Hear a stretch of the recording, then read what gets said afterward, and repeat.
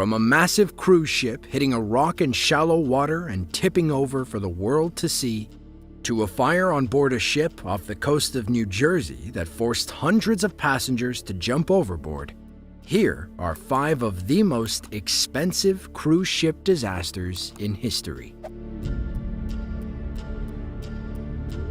Carnival Splendor is a cruise ship run by the Carnival Cruise Line. On November 8, 2010, it ran into some serious problems. On the second day of a cruise from Long Beach to the Mexican Riviera, there was a catastrophic failure.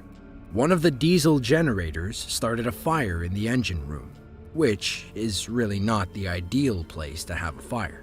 The fire soon spread to the electrical cables, and the entire ship lost power. In the olden days, when ships still needed sails, not having electricity wasn't an issue. But for modern cruise ships, it's kind of a big problem. The fire was soon put out and nobody was injured, but the damage had been done. The ship, which had 4,500 people on it, was just stuck in the water without electricity.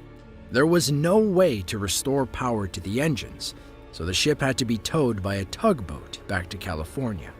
Since there was also no power for air conditioning or refrigeration, the passengers of this ill-fated cruise had to be fed some other way. The Navy landed helicopters on the ship and handed out rations. I think the military getting involved is a sign that your cruise is not doing so great. All passengers had to be refunded for ticket and travel expenses. And they also got a voucher for a free cruise. I wonder how many of them actually took it, considering how well their last cruise went. The whole incident was rumored to have cost Carnival $100 million. But fires are not the only potential danger for cruise ships. On January 13, 2012, the Italian cruise ship Costa Concordia learned that there are far more expensive ways to damage your boat out on the ocean. During a planned 7-day cruise, the captain decided to take the ship a bit off course to sail closer to the island of Giglio.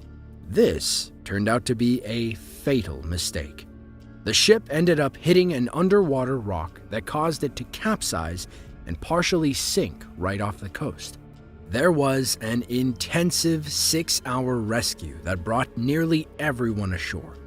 But 33 people did end up dying in this tragic incident. So how does such a catastrophic failure happen, despite all the technology that ships have now? Well, an investigation blamed the crew, particularly the captain Francesco Schettino, for steering off course. He also left the ship at the first sign of danger, abandoning everyone else on board. He was later found guilty of manslaughter and was sentenced to 16 years in prison. Costa Cruises and their parent company Carnival did not face any criminal charges themselves. The ship was declared to be a constructive total loss by the cruise line's insurance company. The subsequent salvaging was one of the biggest maritime salvage operations in history. Costa Concordia was refloated by welding flotation tanks to its sides. Then, it was towed 200 miles back to its home port of Genoa so it could be scrapped. The whole process took 5 years. The total cost of the deadly disaster, including compensation for the victims, refloating, towing, salvaging, and scrapping, is estimated to have cost approximately $2 billion. Carnival Sunrise, formerly known as Carnival Triumph, has had some less than triumphant moments in its history. In 2013, the cruise ship had a fire in the aft engine room. It was put out automatically by the fire extinguisher system, and nobody was injured. But, just like with the Splendor a few years prior, all power was lost. To make things even worse, raw sewage began to back up on the passenger deck areas. Not only did this smell incredibly bad, but it was a pretty big health hazard. It also caused the media to name this whole event the Poop Cruise. It's things like this that make you question the saying, "no such thing as bad press." Tugboats were originally going to tow the ship to the Mexican port of Progreso, but ocean currents carried Carnival Sunrise so far north that she ended up docking in Alabama instead. After this, Carnival realized that they had an engine fire problem that they needed to fix. They announced a huge, sweeping, fleet-wide review of all of their ships. They put in backup generators on every ship, something which maybe should have already been there. A huge string of voyages had to be cancelled while they did this. And this wasn't even the end of the ship's problems. While it was docked in Alabama getting repaired, unusually strong winds caused it to break free from her moorings and hit another ship. It collided with the United States Army Corps of Engineers vessel Dredge Wheeler. This created a 20-foot gash on the stern.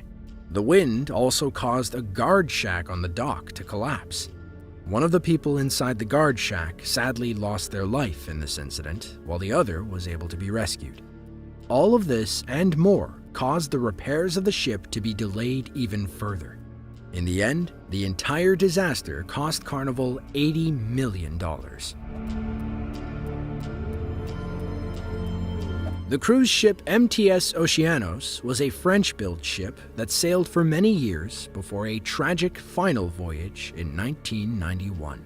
The captain, Yanis Avranas, had been a seaman for 30 years, which seems like it would be a good sign. With a real veteran at the helm, how bad could things really get? Well, Oceanos ran into a serious storm. It created such bad conditions on board that waiters couldn't even carry food to people's tables. As the night progressed, the storm got worse. A series of freak waves slammed into the ship, and the Oceanos began to take on water. Soon after that, they lost power, and the engine room was quickly flooded. Oceanos ended up adrift and at the mercy of the ocean. No alarm or announcement of any kind had been made to the passengers up to this point. Eventually, some of them started to wonder what was going on, so they went up to the bridge. There, they found absolutely nobody, which could not have been a fun realization. One of the entertainers on board used the radio to broadcast a distress call until someone answered. Rescue helicopters and lifeboats were sent, and everyone was rescued. Interestingly enough, there is an entire website dedicated solely to this event called oceanossinking.com. It was created by Moss Hills, one of the entertainers who helped lead the rescue effort. It is unknown why he maintains this website, which includes various details and first-hand accounts of the sinking. The SS Morro Castle was a luxurious ocean liner built in 1930.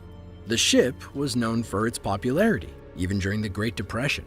On the night of September 5, 1934, things took a turn for the worse when the ship caught fire and ran aground while traveling from Cuba to New York. 137 passengers and crew members died in this tragedy. The day before the disaster, the captain suddenly and unexpectedly died for unrelated reasons. It seems as though the ship was cursed from this point on.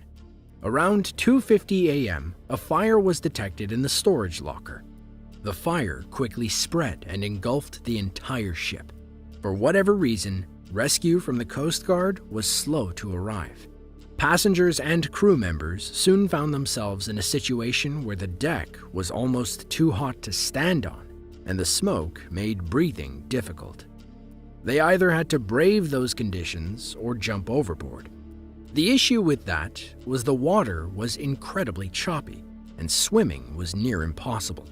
Of the 12 lifeboats on board the ship, only 6 were launched. It is unknown why the others were not used, as there was enough room for everybody to use them.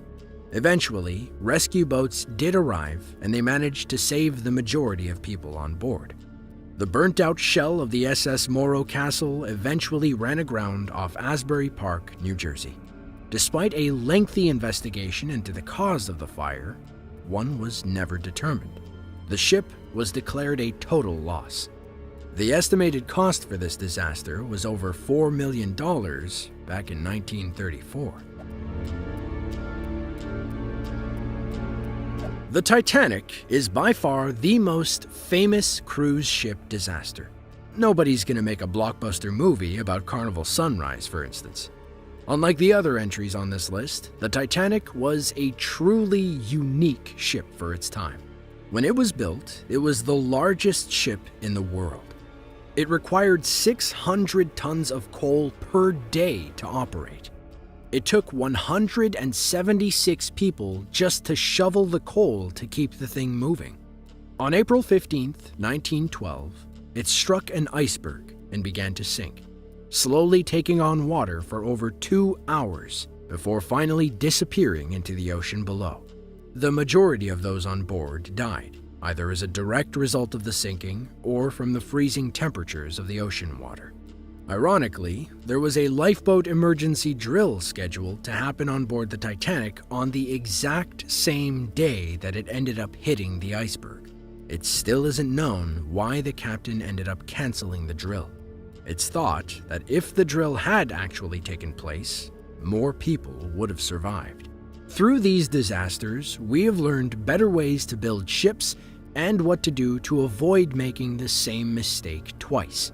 Hopefully, there won't be any more major disasters at sea in our lifetime. If you enjoyed this video and want to see more just like it, be sure to click the link on screen now. With that, thanks for watching, and we'll see you in the next one.